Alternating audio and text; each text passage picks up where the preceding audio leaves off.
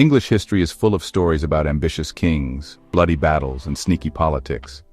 From the legendary tales of King Arthur to the real-life drama of the Wars of the Roses, the annals of England are rich with intrigue and power struggles.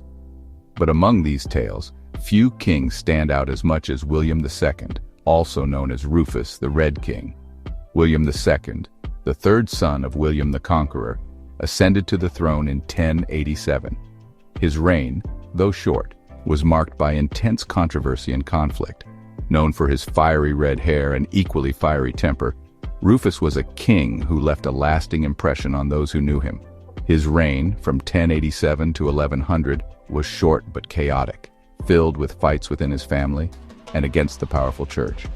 William's relationship with his family was tumultuous, especially with his elder brother, Robert Curthose, the Duke of Normandy. Their sibling rivalry often spilled over into open conflict, with both brothers vying for control and dominance. William II's story is a mix of ambition, ruthlessness, and sadness. His ambition knew no bounds, and he was willing to go to great lengths to achieve his goals. This often led to ruthless decisions that alienated many of his subjects and allies. Yet, beneath this exterior, there was a sense of melancholy, a king who perhaps understood the weight of his crown all too well. He was known for his fiery personality and powerful presence. His court was a place of grandeur and spectacle, where William would often display his authority and command. He was a king who demanded respect and loyalty, and he was not afraid to use force to ensure it. People both feared and disliked him. His harsh methods and unyielding nature made him many enemies, both among the nobility and the common folk. Yet there were also those who admired his strength and determination, seeing in him a king who was unafraid to assert his will. He was a great warrior, fiercely protective of his lands and always wanted more power. His military campaigns were numerous, and he was often on the battlefield, leading his troops with courage and skill. His desire for expansion and control was a driving force behind many of his actions. Even though he won many battles, his reign was full of rebellions, challenges to his rule, and a constant power struggle against his brother, Robert Curthose, the Duke of Normandy. The tension between the two brothers was a defining feature of William's reign, leading to numerous conflicts and uneasy truces. William II also fought with the church. His relationship with the church was fraught with tension, as he sought to assert his authority over religious matters. This often put him at odds with the clergy and the Pope, leading to significant conflicts. He and the Pope didn't get along, arguing about who controlled religious appointments and money. William's insistence on maintaining control over church appointments was a major point of contention, leading to a prolonged struggle with the papacy. This fight changed the relationship between English kings and the church for a long time. The legacy of William II's reign is one of conflict and change, setting the stage for future battles between the crown and the church. His story is a testament to the complexities of medieval kingship and the enduring struggle for power. To understand William II, we need to look at his father, William the Conqueror. William the Conqueror wasn't supposed to be king, but he invaded England in 1066 and changed everything. His win at the Battle of Hastings started Norman rule and changed the English language, culture, and politics forever. But William the Conqueror's success created problems for his sons. His conquest made the Norman family rich and powerful, but it also caused rivalries. When he died in 1087, his lands were split up. England went to William II, his second son. Normandy went to Robert, the older son. This seemed like a good idea, but it was a big mistake. It started a huge fight between the brothers and made the kingdom unstable. Even with all the drama, William II's life and death are still mysterious. Historians still argue about how he died in the New Forest in 1100. Was it a hunting accident, or did someone kill him? We also don't know much about his personal life. Writers back then had their own opinions, so we have different descriptions of him. Some said he was a mean tyrant. Others said he was a smart leader who made England stable and rich. It's hard to know the truth about William II. He's become almost like a legend, a symbol of the power and danger of being the English king. William Rufus grew up with his dad, the famous William the Conqueror. We don't know exactly when he was born, but it was probably between 1056 and 1060. While his father ruled England, William Rufus lived at the Norman court. He learned about politics and ruling from a young age. He had good teachers and learned how to fight, which was important back then. But he always felt second best to his older brother, Robert, who was supposed to rule Normandy. Even as a kid, William Rufus had a strong personality and lots of willpower. This helped and hurt him later. He had red hair, which is why he was called Rufus, the Red King. He always felt competitive with his brother Robert. William Rufus and his older brother, Robert Curthose, never got along. Robert was the oldest, so he was going to rule Normandy. This made him important, but William Rufus was also ambitious. He didn't like being under his brother's control. Stories from that time show how much they disliked each other. One time, William Rufus and his younger brother Henry poured a chamber pot on Robert's head. Robert got really mad and started a fight. Their dad had to stop them. This shows how much tension there was between the brothers. William Rufus wasn't afraid to challenge Robert, even though Robert was older. As William Rufus grew up, he became a skilled and ruthless warrior. He fought alongside his father, learning about war and how to keep control. This taught him about military strategy and using force to get what he wanted. William Rufus also loved hunting. This showed his skill as a horseman and archer. People said he was great at leading cavalry charges and hunting in the forests. Hunting helped shape his personality. It made him self-reliant, decisive, and willing to take risks. These qualities were important when he became king. As William the Conqueror got older, everyone wondered who would rule next. Splitting the land between his sons seemed like a good idea, but it caused problems. William Rufus knew his brothers still wanted Normandy, their family's homeland. This set the stage for future conflict. William Rufus wanted all of his father's land. This ambition would cause a fight with his brother and lead to lots of trouble.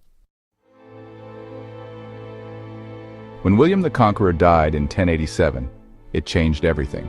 His kingdom was split.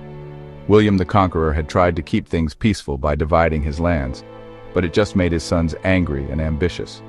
William Rufus, the younger and more ruthless brother, got England. He was crowned king a few weeks later. Robert Curthose, the older brother, got Normandy, their family's home. Robert wasn't a good ruler. He was lazy and not good at politics. Giving these two very different brothers control was a bad idea. William Rufus wanted Normandy too. He thought it was his right. Robert had problems ruling Normandy because the powerful barons there thought he was weak. William Rufus and Robert Curthose started fighting in 1088, just a year after their father, William the Conqueror, died. This rebellion was complicated and deeply rooted in the ambitions and rivalries of the time. The death of their father left a power vacuum that both brothers sought to fill, each believing they had the rightful claim to the throne. Powerful Norman barons who owned land in both England and Normandy were at the center of it. These barons were influential and had their own interests to protect. They were not just passive landowners, but active players in the political landscape, always looking for ways to expand their power and influence. They liked it better when William the Conqueror ruled everything.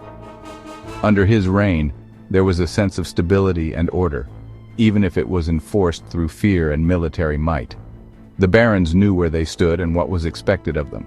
They wanted to use the brothers' fight to get more power for themselves. The barons saw the conflict as an opportunity to negotiate better terms for themselves, to gain more autonomy, and to possibly even play kingmaker in the struggle between William Rufus and Robert Curthose. They either wanted Robert to be king of England or more freedom for themselves. Robert was seen as more pliable and likely to grant them the concessions they desired, whereas William Rufus was known for his strong-willed and uncompromising nature. Odo of Bayeux, the Bishop of Bayeux and Earl of Kent, led the rebellion against William Rufus. Odo was a powerful and ambitious figure, with a complex relationship with the royal family. He had been a close advisor to William the Conqueror and had significant influence during his reign. Odo had been a close advisor to William the Conqueror but had lost power. His fall from grace was a blow to his ambitions, and he saw the rebellion as a chance to regain his former status and influence. He hoped Robert would give him back his power. Odo believed that by supporting Robert, he could secure a position of power and authority once more, leveraging his support to gain favor and rewards. The rebellion spread quickly through England. Discontent and unrest were already simmering, and the conflict between the brothers acted as a catalyst, igniting widespread rebellion and chaos across the kingdom. But William Rufus was a stronger opponent than they thought.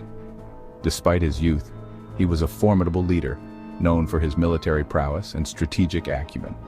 He was determined to hold on to his throne and would not be easily overthrown.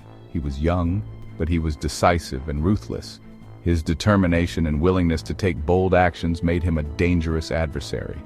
He was not afraid to use force to maintain his rule and crush any opposition. He promised rewards to those who stayed loyal to him. William Rufus understood the importance of loyalty and sought to secure it by offering incentives to those who supported him, ensuring that he had a strong base of allies. He told the English nobles and clergy that the rebellion was a threat to the peace. By framing the conflict as a danger to the stability and security of the kingdom, he aimed to rally support and present himself as the defender of order and justice. The rebellion of 1088 failed, but it changed William Rufus. He became more suspicious and wanted total control. He became even more ruthless and wanted to crush anyone who disagreed with him. After the rebellion, William Rufus took control. He took the land and titles from his enemies and gave them to his supporters. He made the government stronger and made sure he got all the taxes. He chose advisors who were loyal to him, even if they weren't from powerful families. This worked well, but it made him look like a tyrant. He got angry easily and wasn't forgiving. He punished anyone who challenged him. Rebels were blinded, hurt, or killed, and he took their land. Even people who didn't rebel were scared of him.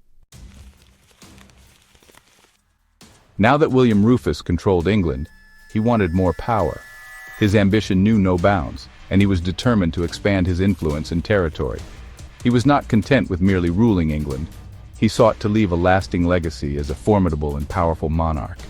He started wars with his neighbors, taking more land and showing his dominance. These wars were brutal and relentless, showcasing his military prowess and strategic acumen. His campaigns were marked by fierce battles and significant conquests, which further solidified his reputation as a fearsome leader. In 1091, he stopped Malcolm III of Scotland from invading and made him admit William was his boss. This was a significant victory, as it not only prevented a potential threat but also established William's authority over Scotland. The encounter with Malcolm III was a testament to William's diplomatic skills and his ability to assert dominance through both force and negotiation. He made the Norman control of Cumbria stronger and built Carlisle Castle in 1092 to protect against Scotland. The construction of Carlisle Castle was a strategic move, reinforcing the northern borders and serving as a formidable defense against any future Scottish incursions. The castle became a symbol of Norman strength and architectural prowess. William Rufus also took advantage of the problems in Normandy. The region was rife with internal conflicts and power struggles, providing William with the perfect opportunity to extend his influence. He was always on the lookout for ways to exploit weaknesses and turn them to his advantage. He helped the barons who were rebelling against his brother, Robert. By supporting these rebellious barons, William aimed to destabilize his brother's rule and gain more control over Normandy. His involvement in these rebellions was a calculated move to weaken his brother's position and strengthen his own. In 1096, Robert joined the First Crusade to fight in the Holy Land. This was a significant event, as it meant that Robert would be away from Normandy for an extended period. William saw this as a golden opportunity to further his ambitions and take control of Normandy without much resistance. William Rufus saw his chance to take Normandy. With Robert away, the region was vulnerable, and William was quick to capitalize on this. He meticulously planned his moves, ensuring that he could seize control with minimal opposition. Robert needed money, so he promised William Rufus Normandy in exchange for a loan. This agreement was mutually beneficial, as Robert received the funds he needed for the crusade, and William gained control over Normandy. The transaction was a masterstroke of political maneuvering. William Rufus agreed because he wanted to control all his father's lands. His desire to consolidate his father's legacy and expand his own power drove him to make this deal. He was willing to go to great lengths to achieve his goals, even if it meant imposing heavy taxes on his subjects. He made the English people pay high taxes to get the money, making them dislike him even more. The heavy taxation led to widespread discontent among the populace. But William was undeterred. He believed that the ends justified the means, and he was focused on his larger vision of power and expansion. With Normandy under his control, William Rufus was the most powerful ruler in Western Europe. His influence extended across vast territories, and his military and political achievements were unparalleled. He had successfully expanded his realm and solidified his position as a dominant force in the region. But he still wanted more. His ambition was insatiable, and he constantly sought new opportunities for conquest and expansion. He was driven by a desire to leave an indelible mark on history and be remembered as one of the greatest warrior kings of his time. He dreamed of conquering more land and being remembered as a great warrior king. His vision extended beyond the immediate territories, and he aspired to create an empire that would stand the test of time. William Rufus's legacy was built on his relentless pursuit of power and his unwavering determination to expand his dominion.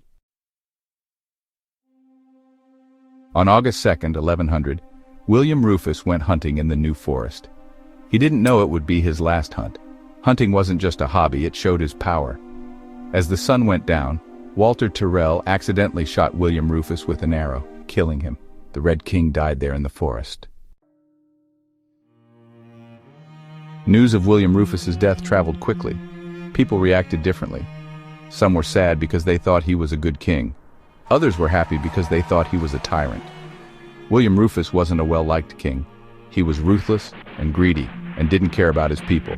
His death caused a lot of problems because no one knew who would rule next. There were rumors about how he died, which made things worse. Some people thought Walter Tyrrell didn't shoot him by accident.